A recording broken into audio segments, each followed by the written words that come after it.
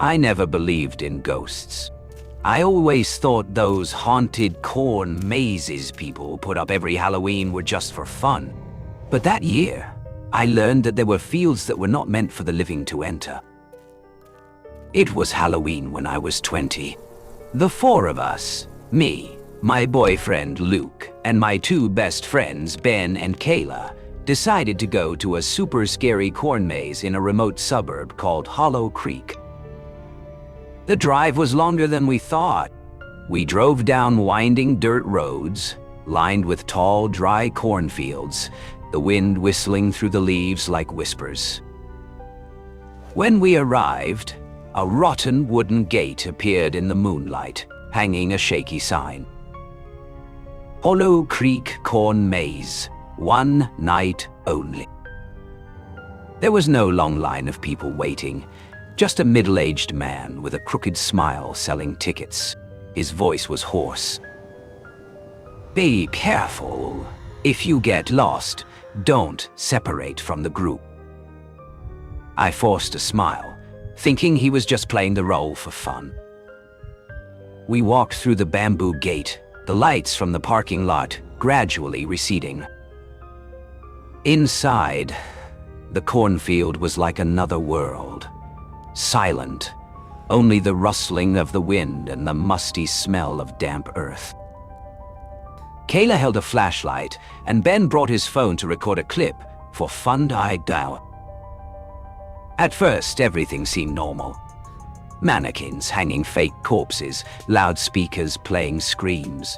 But as we went deeper, the loudspeakers suddenly disappeared. No more music, no more voices, just the sound of our footsteps and cold breaths. Then we heard crying. A child's voice sobbing somewhere in the darkness. Luke shone his flashlight in that direction, but saw only swaying corn leaves, no one. Kayla said shakily, "It must be an actor." But I realized no one hires kids to act in a corn maze in the middle of the night. We kept going, but every turn started to look the same. Ben turned on the GPS. No signal. When I turned back, the path behind me disappeared. Just corn, corn, corn. Then the flashlight flickered. For a moment, I saw a figure standing in the middle of the path, head tilted to one side, long hair covering his face. When the light came back on, there was no one. I screamed, but Luke said, "Calm down, it's just a shadow." Before he could finish, a hand reached out from the middle of the cornfield and grabbed Ben's ankle. He fell face down on the ground, screaming hysterically. When Luke pulled him up, the hand was gone, leaving only a deep mud mark in the dirt, as if someone had crawled out from under the field. Ben gasped, "We have to get out of here. Now! Now!" We ran in all directions, not knowing which way to go. The wind picked up, rustling the corn stalks like 1,000 whispers. "Stay! Stay! Stay with us!" Then Kayla disappeared. A shrill scream rang out behind us, and we turned around, only to see her phone on the ground, the screen still spinning, recording a tall, dark figure dragging her into the cornfield.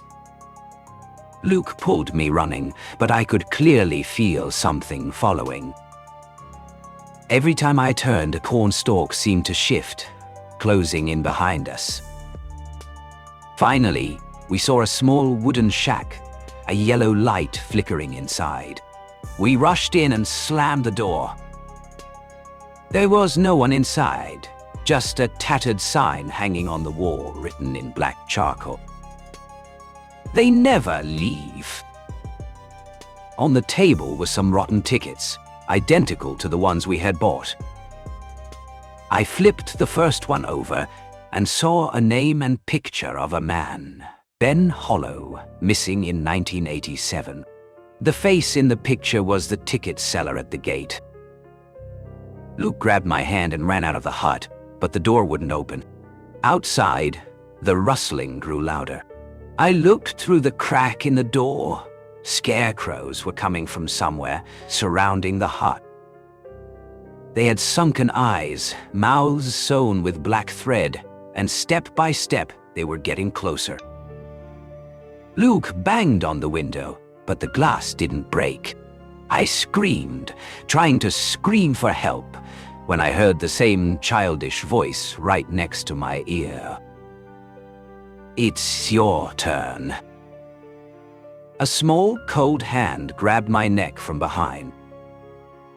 I fell, my vision darkening, and the last thing I saw was Luke's panicked face being pulled back by dozens of arms from the cornfield.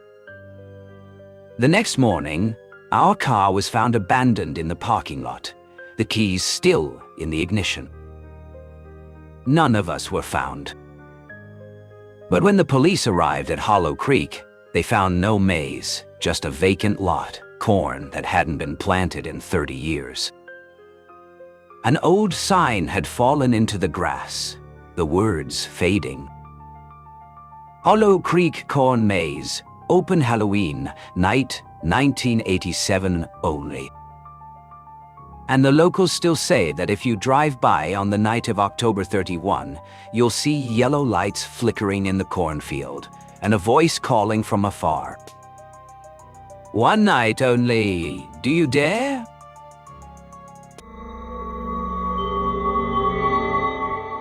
I never liked Halloween. People dressed in costumes, houses covered in fake spider webs, children screaming down the street. To me, it was all just a silly show to hide people's true fears. But that year, I was wrong. On the evening of October 30th, a group of my friends discussed having a big costume party. I was dragged along, even though I wasn't interested. "Come on, Mia. It's just one night. Wear something different for once," my best friend Harper said. So we drove to a deserted neighborhood near the edge of town. There was a thrift store that Harper said was cheap and has a lot of unique stuff. The store was tucked between two abandoned buildings. The old sign, only a few words faded. Black Hollow Costumes. When we entered, a cold, musty smell wafted out, as if from a basement that had been neglected for decades. The yellow light flickered on hundreds of dresses hanging close together, swaying silently despite the lack of wind. At the counter stood an old woman with wrinkled skin, shoulder-length silver hair, and cloudy eyes covered in frost. She stared at me without blinking, her smile wrinkled like a crack in a stone statue. I walked down the aisle, past the old costumes. Vampires, mummies, bloody nurses. Until my eyes stopped at a jet-black witch dress, hanging alone in the corner, covered in a thick layer of dust like ash. It seemed different, almost real. The dress was made of black velvet, with silver trim, a pointed hood, and torn lace gloves. Under the light, it reflected a crimson red, like dried blood. As soon as I touched it, a cold current ran down my spine. A small tag attached to the collar read, "No try on, no return." I took the dress to the counter. The old woman laughed coldly, her voice hoarse. "You chose it. It's been waiting for someone to wear it for a long time. The girl before looked beautiful in it, until she was no longer human." I thought she was joking to fit the festive atmosphere, so I just laughed. "Don't wear it past midnight," she added, her voice becoming serious. "Then it will wear you." The next night, We went to a party at a friend's suburban house. Music, flashing lights, the smell of alcohol, candy, and cigarette smoke mixed in the air. When I walked in, everyone was amazed. Mia, you look like a real witch. Where did that outfit come from? It looks so alive. I just laughed, but I felt the fabric on my body contract with each breath. The later it got, the hotter my neck became. Then it burned. Around 11:45, I felt dizzy and went into the bathroom to take off my suit. I zipped the back. It wouldn't budge. I pulled harder, then harder. The sharp pain made me stop. When I looked in the mirror, I saw that my skin and the fabric were fused together. The seams were bleeding. I tried to cut it with scissors, but the metal snapped. A small voice echoed in my head, clear and cold. "You woke me up." I spun around. No one was there. Only the mirror was fading, as if covered in fog, and a figure in it was smiling at me, though I wasn't smiling. The clock struck 12. The electricity suddenly went out in the house. Only the dim light of the jack-o'-lanterns outside the window. I felt the fabric on my body tighten, as if hundreds of invisible hands were pulling me down. The voice rang out again, clearer this time, echoing through my head. "You gave me a body. Now it's my turn to give you a soul."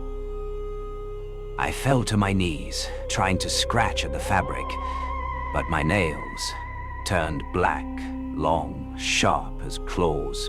My skin darkened, cracked. In the mirror, my face was distorted, yellow eyes, a cracked mouth, white hair. Harper pounded on the door. "Mia, are you okay? Open the door." I tried to answer, but my voice was no longer my own. "Mia isn't here." A hoarse voice came from my mouth. The door swung open and Harper stood frozen. She saw me, or whatever was wearing me. I heard her scream, and then she disappeared into the night. The next morning, the police came. No one had found Harper. And me? They said I was missing. The only thing they found was the black dress, neatly hung in the bathroom, soaked and stained with blood. Rumor had it that Black Hollow Costumes had closed years ago in a fire, and the owner had died in the fire, wearing this very witch dress. But a few weeks later, in a different neighborhood, the store opened again. Same old sign, same words. No try-on, no returns. And the saleswoman was a young woman with black hair, pale yellow eyes, and a very familiar smile.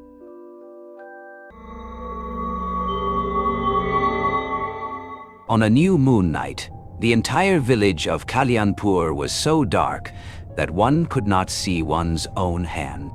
Even the wind seemed to have stopped, making the air stifling and heavy. In the middle of the path leading into the village, an ancient, abandoned well stood silently, surrounded by bushes, dead trees, and broken branches. For generations, this well had waited for a sacrifice, keeping the curse from the ancestors alive. In the darkness, two men from the village were dragging an unconscious man to the well. Fear and helplessness were written all over their faces. They knew that if they made a sound, everything would fall apart. And if the offering was not made tonight, every member of the family would slowly die. The most recent death, that of their daughter-in-law Anaya, still haunted them. Her screams of pain echoed in their minds. "Stop! What are you doing? Who is this man?" Suddenly, a town inspector appeared and asked what they were doing. Both were stunned. They were descendants of the Verma family, the oldest and most prosperous family in the village. Their faces turned pale. "Don't stop us. This is our tradition. This is our oath to our ancestors. If we don't keep that oath, our entire lineage will be wiped out." The inspector stepped forward and asked, "What tradition? Is it all nonsense?" Then they told about the ancient well ritual, which had lasted for generations. Originally, the well was just a place to draw water, but a priest warned that if people did not follow the family rules, the well would no longer drink water but demand blood. One day, the thirsty priest asked for a few sips to continue his journey, but the ancestors of the Verma family refused. Before leaving, he cursed. "This well will no longer drink water. It will demand blood, and if it does not, it will come after you." At first, the curse was dismissed as superstition. But a few months later, everything in the Verma family began to go downhill. The fields were barren, the business failed, and famine prevailed. To save the family's ancestors sacrificed a villager, knocked him unconscious, and threw him into the well on the night of the new moon. Since then, each generation has had to offer blood to the ancient well. Villagers who had disappeared from the village, including those who strayed into the well on the nights of the new moon, became sacrifices to the curse. A brave young man, Shuresh, who had dared to challenge the well, mysteriously disappeared. His clothes were found neatly on the edge of the well, but he himself was nowhere to be found. Fear spread throughout the village, and everyone understood that the well had become a living curse. The village decided to seek help from Baba Trilok, a famous shaman who had lifted many ancient curses. When Baba arrived, the whole village gathered around the well. He prepared a havan, placed bones, blood-soaked leaves, and panchamri leaves inside. Baba chanted a mantra, hammering an iron nail into the mouth of the well. At that moment, red smoke rose, revealing the faces of the victims, both Anaya and the Verma. An old man in the crowd fainted in fear, but Baba continued chanting. Finally, the mouth of the well was locked with a thick iron bar, and a body tree was planted on top. Baba warned that the well had not completely disappeared. Every new moon night, an old man in the village had to light a lamp and chant mantras, otherwise the well's thirst for blood would awaken again.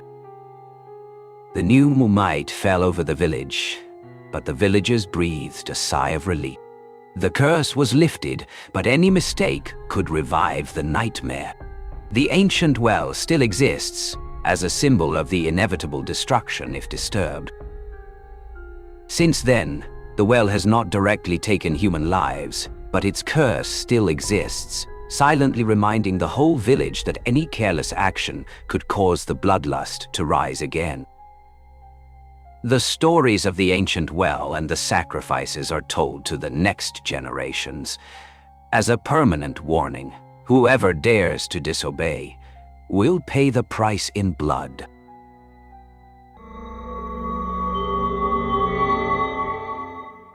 I can hardly bring myself to recount the events I witnessed, but you must hear the truth. It weighs heavily on my soul, and I must confess it, for my heart aches with the burden of it all. I am a man of reason, a man of science, and yet what I have seen has shaken me to the core. It began with my friend, Dr. Henry Jekyll, a man of great intellect and kindness. Jekyll had always been held in high regard among our circle of friends and colleagues. We had known each other for many years, and I admired his work in medicine and chemistry. He was a man of duality, as most of us are, but I had no idea how deep those divisions ran. Dr. Jekyll, as I've come to realize, was a man struggling with a part of himself that he could neither accept nor understand. He had told me about his experiments, his attempts to separate the good from the evil within himself. I remember laughing at him, thinking it a foolish fantasy.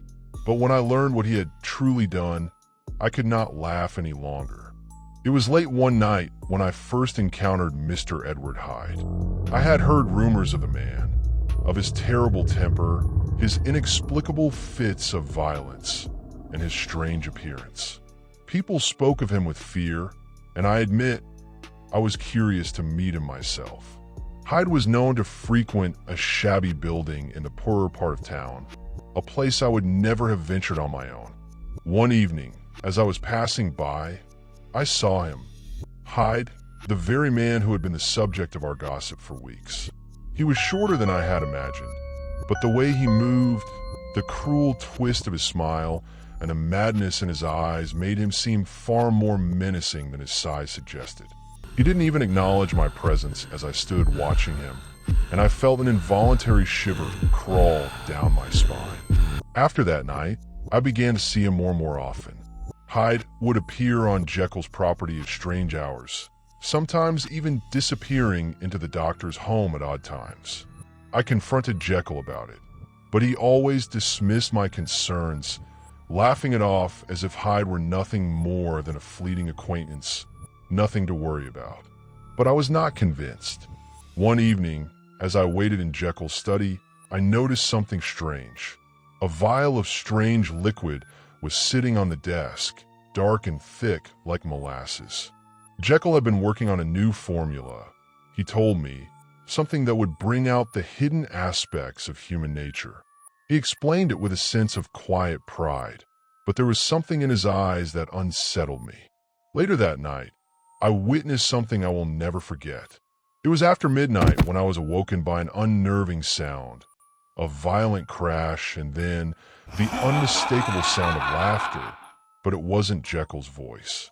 It was rough, jagged, full of malice. I rushed to the source of the noise, only to find the laboratory in disarray.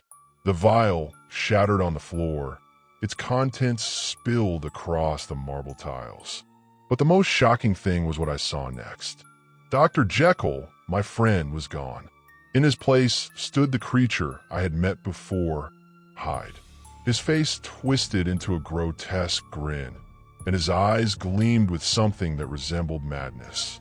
The transformation was not subtle.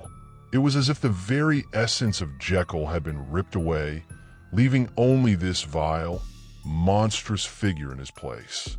I could hardly comprehend what was happening. My friend, Dr. Jekyll, had vanished, and in his stead was this depraved individual who had terrorized the city. Hyde's appearance, his mannerisms, everything about him was a stark contrast to Jekyll's calm demeanor and intelligence. The very air around him seemed to grow heavy with the presence of evil. Hyde spoke to me in a cold, almost amused tone, explaining the nature of the transformation. He told me how Jekyll had created a potion, a chemical mixture that allowed him to transform into another person, someone without the moral constraints that Jekyll had spent his life adhering to. Hyde was the manifestation of Jekyll's darker desires, his unrestrained urges, freed from the bounds of his conscience. I was stunned. I could hardly believe what he was saying, but the evidence was clear. Hyde was the result of Jekyll's reckless ambition, and the transformation had made him into something entirely separate, an individual who reveled in violence and cruelty.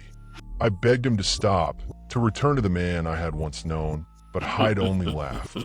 "You don't understand, utter son," he said. "Jekyll is gone. There is no turning back now. I am free." In that moment, I knew that my friend, Dr. Jekyll, had become a prisoner of his own creation. He had sought to separate the good from the evil within him, and in doing so, he had unleashed a nightmare. I had no choice but to leave. Hyde disappeared again, and Jekyll returned to his normal self. but he was forever changed. The man I once knew was now a shell of himself, tormented by the very thing he had created.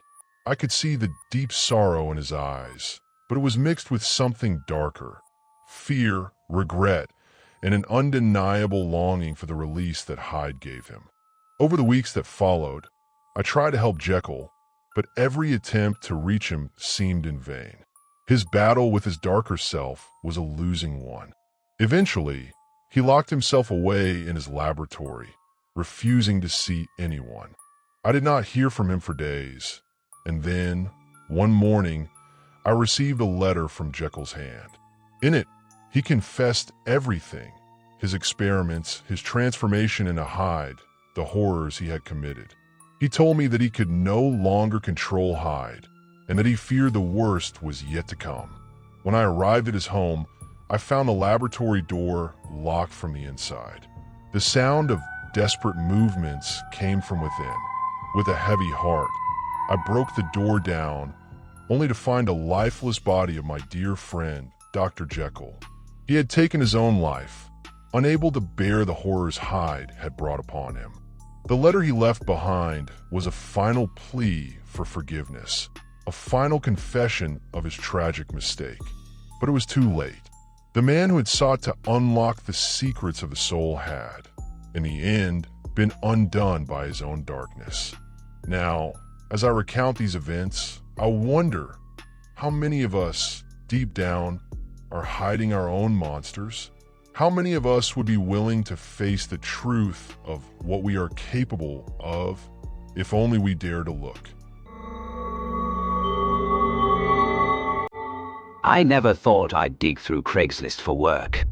Not because I was too good for it, but because Craigslist had a smell to it. Like rot under floorboards. Scams, setups, people lured into places they never walked out of. But hunger strips away pride. It was 4 weeks after I got laid off from my receptionist job at a veterinary clinic. They said, budget cuts. I'd been living alone in a crumbling studio on the south end of Glendale, scraping by with leftovers and counting change. Rent was coming fast, and my bank account felt like a noose. When the panic got bad enough, I texted my friend, Ria. She always knew side hustles, flipping furniture, dog sitting, stuff under the table. She told me she'd babysat through Craigslist before. Check everything, she warned. Sometimes those ads aren't for kids. Sometimes it's bait. I babysat back in school She told and me thought she'd I could babysat handle through it. Craigslist before. Kids, cartoons, bedtime. How hard could it be? Most of the postings felt wrong. Broken sentences, bad grammar, too much money for too little work. Then I found one that looked clean. Need sitter this Saturday. 2 girls, 5 and 8, 6 p.m. to midnight. We're easygoing. $140 cash. Message for details. Thanks, Dana K. It was tidy, casual, safe. Dana messaged back quick, gave me the address, and said her husband would be home, but leaving soon. She sounded normal, even kind. A smiley face at the end of her note. I checked the address, 71 Willow Bend, a dead-end street tucked near the old rail yard. Run down, but not abandoned. I sent Rhea the details, just in case. Text me when you're in, she said. And if the vibe's wrong, walk out. Don't explain, don't apologize. The night came cold and windy. I pulled up at 5:50. The house was a squat brick thing, windows black, paint peeling from the shutters. A porch swing creaked in the wind. The light above the door flickered like it was dying. Something in me hesitated, but I knocked. It opened after a long silence. A man stood there, early 60s, tall and skeletal. His skin was pale, stretched too tight, eyes sunk into dark hollows. His clothes hung loose, jeans spattered with something dark, a shirt with holes at the collar. He smiled, but it never reached his eyes. "You the sitter?" His voice was dry, like dust in a throat. "Yeah, Dana said to be here at 6. He muttered, rubbing his jaw. "She just ran out with the girls. Should be back soon. Come on in." I hesitated, but stepped inside. The smell hit me first. Metallic, sour, mixed with bleach. The living room was stripped bare, just a stained couch and old newspapers stacked high. No toys. No shoes by the door. Ha! No sign of kids ever living here.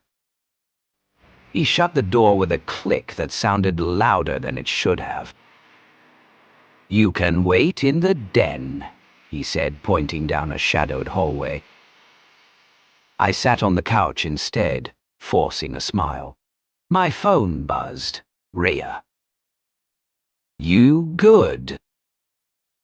I typed back strange. "No kids here yet.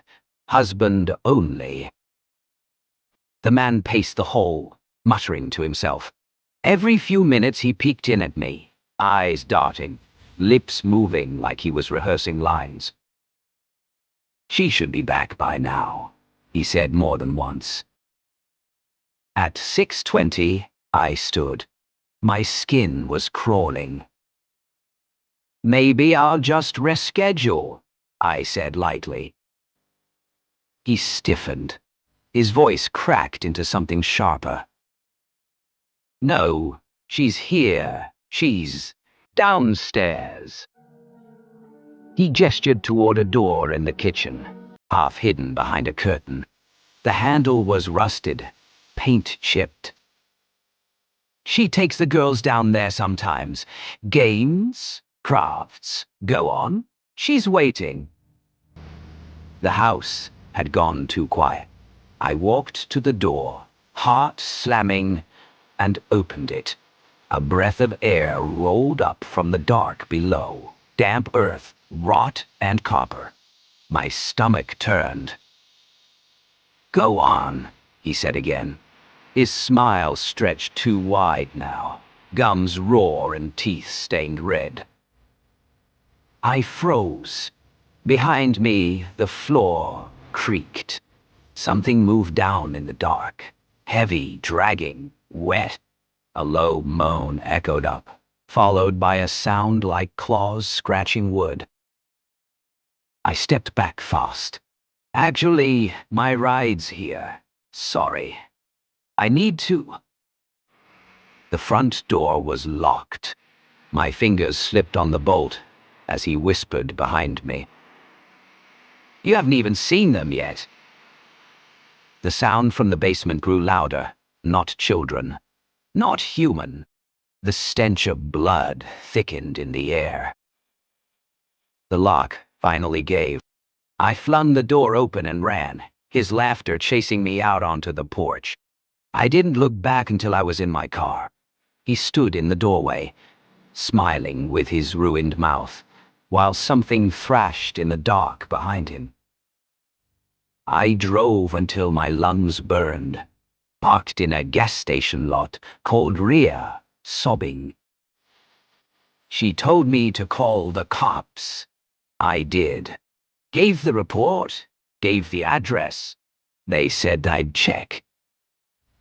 2 weeks later, I got a text from an unknown number. "Hi there. Saw your babysitting profile. 2 kids, easy night. $140 cash. Let us know if you're free. Dana K." Same words. Same bait. Different number.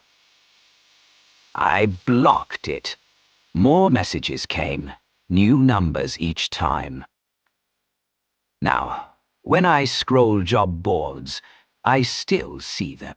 Same phrasing, same pay, different names. And I wonder how many others went inside, how many went down the basement stairs, and how many never came back.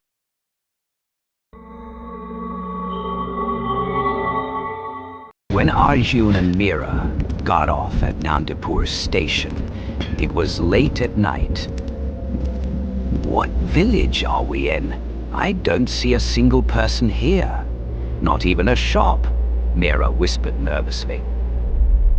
I've just been transferred here. What can I do? Arjun replied, scanning the empty platform. How do we get to the guest house from here? Mira asked. I think there's a rickshaw outside, Arjun said, pointing vaguely. And I heard the guest house is always beautifully kept. No one should have any problem there, Mira added, shivering slightly. Better hurry. The sky looks like it's going to pour, Arjun muttered.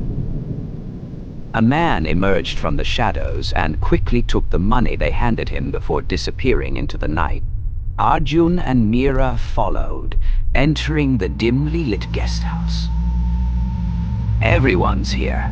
I've been expecting you, said the man. I'm Kiran, the cook. Come in, he added with a forced smile. They chatted briefly about Kiran's duties and the house. After gathering the information, Arjun and Mira headed to their rooms. The house was silent. No one else was around. Kiran Bhai, you're not staying overnight? Arjun asked. No, sir. I cook for guests and leave by 9 p.m., Kiran replied. How far is the market from here? Mira asked. Not too far. Just past your office, Kiran said. I don't I think we like should go there. shopping, especially fresh fish, Mira joked.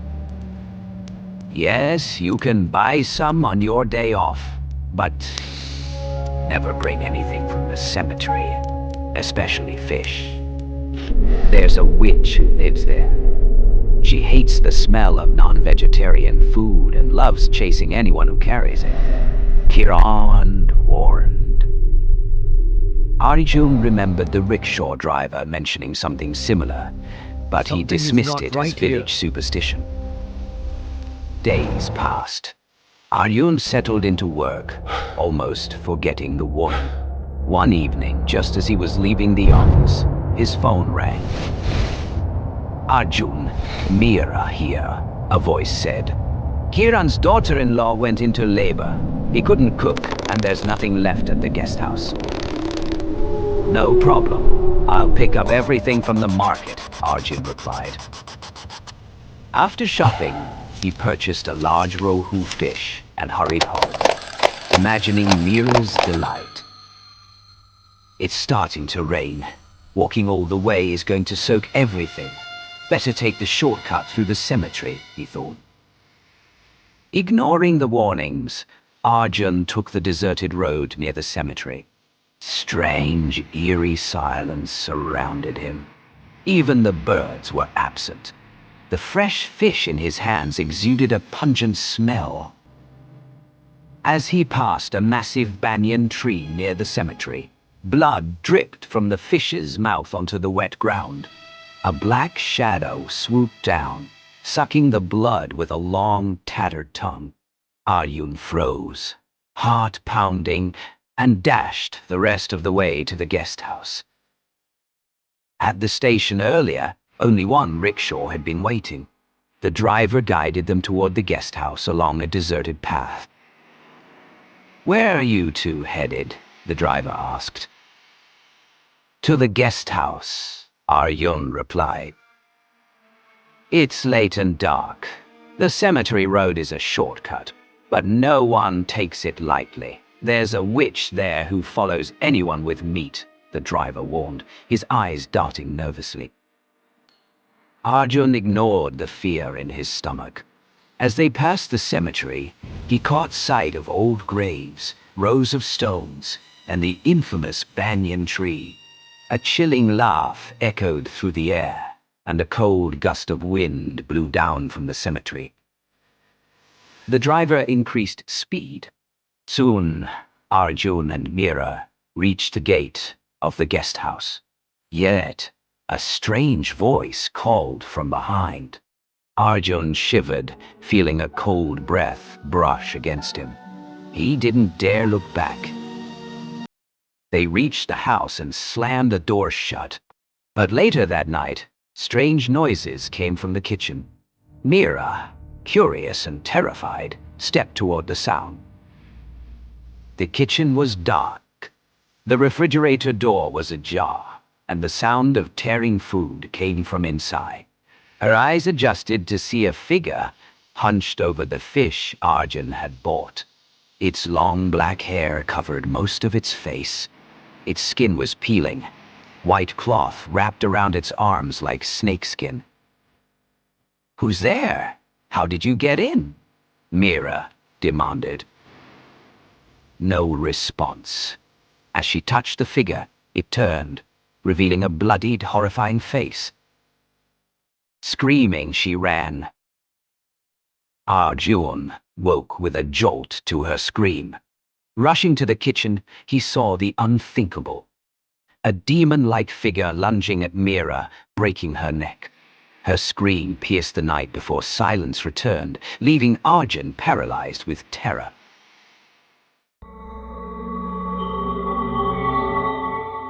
Amit was sitting in his cramped room, staring out of the window as the rain poured heavily outside.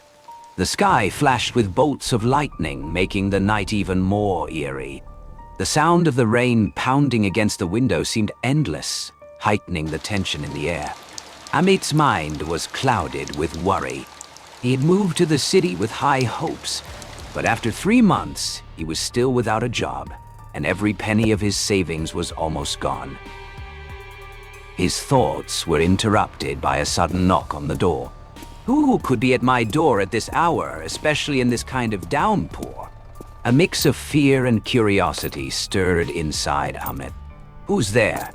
He called out softly, slowly opening the door. A young woman, around 25, stood drenched from the rain. Her body was visibly shaking from the cold, and water dripped from her wet hair. She clutched a bag tightly, as though it was her most precious possession. "Excuse me," she said, her voice trembling. "My car broke down nearby, and I can't go anywhere in this rain. Could I stay here for a while?" Amit eyed her cautiously. There was a car parked in the distance behind her, but he remained suspicious. What's a woman doing out here at this hour? Could she be up to something? She doesn't seem like the type.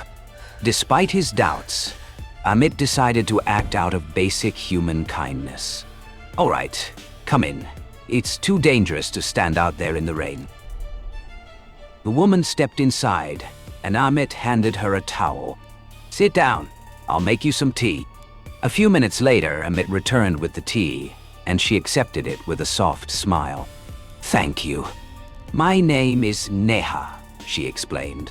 "I was on my way from a nearby town, but the car broke down. I couldn't find anyone to help, so I came here.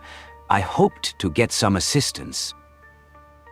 Amit smiled back and introduced himself. "I'm Amit. I came here to find work. This area can feel a little eerie at night, though. Not many people around." Neha nodded while sipping her tea. For a moment, silence hung in the room, only broken by the sound of the rain tapping against the window. Neha suddenly spoke up. "Could I use your phone? My battery's dead." Amit handed her his phone, and she dialed a number. After a brief conversation, she hung up. "Yes, I'm safe. Everything will be fine tonight," she said before disconnecting the call. Just as Amit was about to ask something, the lights flickered and went out, plunging the room into darkness. Amit quickly turned on the flashlight on his phone and began scanning the room. But Neha was gone. Where did she go? Amit thought, panic creeping into his chest. He searched the room frantically, but she was nowhere to be found. Then, another knock echoed through the silence. Amit opened the door, and to his relief, it was his friend, Arvind. "Hey, Amit, Why do you look so anxious at this hour? Arvind asked, noticing his friend's distressed expression. Having a bad dream or something? Amit quickly explained the strange situation with Neha. Arvind frowned in concern. What were you thinking, letting a stranger in like that? Arvind said, his voice laced with worry. You know how many strange things have been happening in this city lately. But she left, and all that's left is her bag, Amit replied. Both of them looked at the bag. Arvind slowly unzipped it. The moment he saw inside, his face drained of color, and he took a step back. Inside this bag is Neha's severed head, Arvind exclaimed. Amit stared at him in shock. Neha? How do you know her? In a daze, Amit peered into the bag, expecting the gruesome sight. But instead of a head, there was a folded note. The note read, "Your work is over tonight." Amit turned to Arvind, his voice tense. Do you know Neha? Arvind's face turned ghostly pale. He stammered, Yes, I knew her. She was my fiancée. Amit's heart raced. Then what is all this, Arvind? He demanded. Arvind's trembling voice confessed, I killed Neha. It was the biggest mistake of my life. In my desperation for wealth, I visited a so-called tantric, who told me that if I sacrificed Neha, my fate would change. I did it out of greed. I killed her. Worry. Amit's legs wobbled. And now her soul has come back to take revenge? He whispered. Arvind bowed his head. Yes, Amit. She's here to make me confess my crimes. Amit's voice shook with fear. I was talking to a ghost just now. Just then, the lights flickered back on, and the room was illuminated. Amit and Arvind froze when they saw Neha sitting silently in the corner, her head hanging low, her body still. A low sob escaped from her. Amit and Arvind stood frozen, unable to move. Arvind, gathering his courage, began to walk toward her, trembling. Neha, please, forgive me. I never meant for this to happen. It was my selfishness, my greed. Arvind began, his voice quivering. Slowly, Neha raised her head, revealing deep cuts on her cheeks, blood dripping from the open wounds. Her eyes burned with a mix of pain and anger. But there was also something chilling in her gaze. You never even tried to save me, she whispered. So I thought I should come to you instead. Arvind's eyes filled with tears as he collapsed to his knees. Neha, I love you. Please forgive me. Suddenly, Neha's face twisted into a horrifying smile. She chuckled softly, then said, Oh, my dear Arvind, you really started crying, didn't you? The laughter grew louder, more sinister. Arvind, still kneeling in front of her, tried to speak, but was paralyzed with fear. Before he could utter a word, Neha's fingers, sharp as knives, reached toward his neck. Arvind tried to break free, but Neha's grip was inhumanly strong. She smiled coldly. Where will you go now, Arvind? You can't escape. With one swift motion, Neha's fingers dug into his neck, tearing through flesh and bone. Arvind's screams choked in his throat, and in the next instant, his head was completely severed from his body, falling to the floor with a sickening thud. A fountain of blood sprayed across the walls, painting them red. Neha picked up Arvin's severed head and held it up to her eyes, her smile widening. "You thought I would forgive you that easily," she mocked. Amit stood frozen in horror, unable to look away. His heart pounded in his chest, his breath coming in short gasps. The room seemed to darken, the walls closing in. Amit felt his body grow weak, his limbs heavy, and then everything went black. "Sleep now, my dear," Neha's voice echoed in the shadows. "Sleep and become mine forever."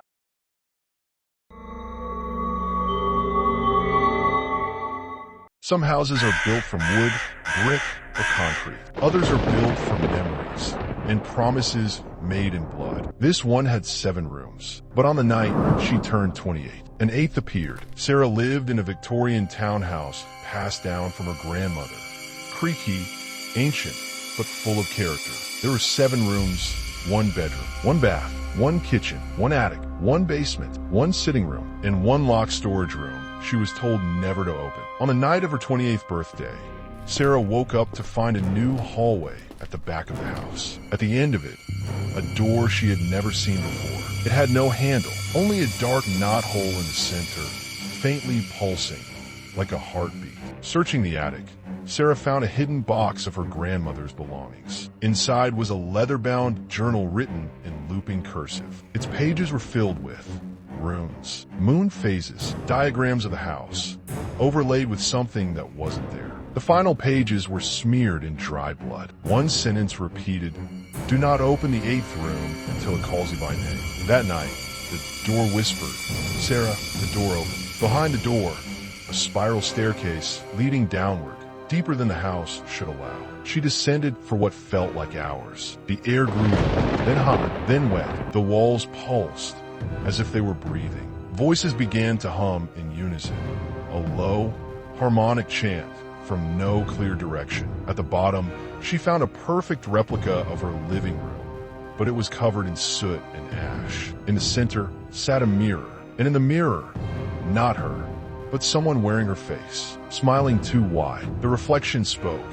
"We were promised your skin. You are the last of your blood." Suddenly, invisible hands dragged Sarah into a circle of symbols. Her body began to stretch, limbs pulled in 7 directions. A deep hum shook the room. 7 doors appeared around her. Each door creaked open. Inside, twisted versions of Sarah, broken, altered, screaming. They crawled toward her. She screamed back, but the reflection stepped out of the mirror. It crawled forward, slow, deliberate, and tore its own face off, then wore hers. Sarah's body went limp. Her mind sank beneath the surface. The next morning, neighbors saw Sarah outside, waving politely. She seemed cheerful, calm, but at night, they saw her again. 2 of her, one walking through the hall, the other inside the mirror, watching. The 8th room had vanished again, but when guests visited, they sometimes heard footsteps behind a wall. In a room that didn't exist. Some claimed they heard their own names whispered. Eventually, the house was sold. The new owners never found anything unusual until one night, their daughter woke them, crying. The lady with the same face as Mommy said, "I'm the next one." When they asked where she saw the woman, she pointed down the hallway to a door with no handle. It wasn't there yesterday, but tonight it's waiting.